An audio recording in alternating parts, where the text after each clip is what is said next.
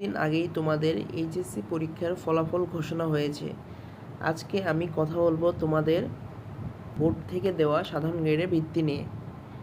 দেখো, সাধারণ গ্রেডে ভিত্তি তোমরা এইচএসসি পরীক্ষা যদি কেউ ভিত্তি পাও, তোমরা 3টা কোর্সে ভর্তি হতে পারবো। হয় সাপোজ ধরো মনে করো ডিগ্রি কোর্সে ভর্তি হলা, কিংবা অনার্সে ভর্তি হলা, কিংবা মেডিকেলে ভর্তি হলা।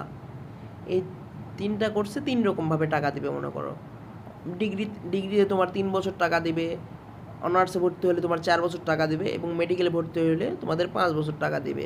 তোমাদের মাসিক টাকা দেওয়া হবে 375 টাকা করে, এবং বার্ষিক এককালীন টাকা দিবে 775 টাকা, 750 টাকা। দেখো, এখন যদি তোমার 375 টাকা দেয়, তাহলে তোমার এক মাসে 375 টাকা দিলে তোমার 12 মাসে টাকা দিবে হলো 4500 টাকা। সাথে তোমাদের এককালীন বার্ষিক টাকা 750 টাকা, দুইটা যোগ করলে হয় তোমার 5250 টাকা।